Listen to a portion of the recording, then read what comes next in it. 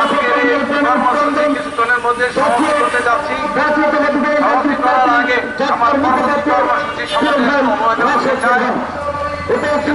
যদি আমাদের এই দাবি না মানা হয় তাহলে আমরা আমাদের সরকারের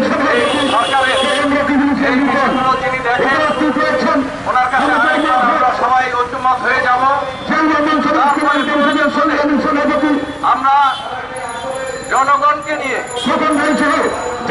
দূষণকে প্রতিরোধ করার জন্য সদর থেকে সেই বঙ্গোপসাগর পর্যন্ত আইসা প্রফেসর আইসা পর্যন্ত আমরা মিছিল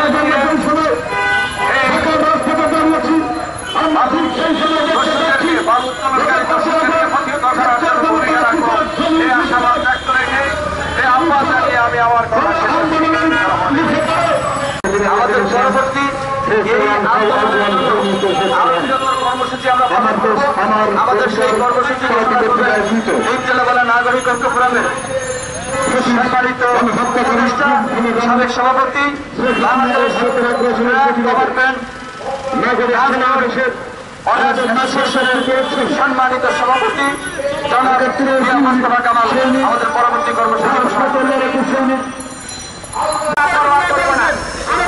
উপস্থিত হয়েছেন। আজকের সবার প্রধান অতিথি আমাদের মুক্তিযুদ্ধ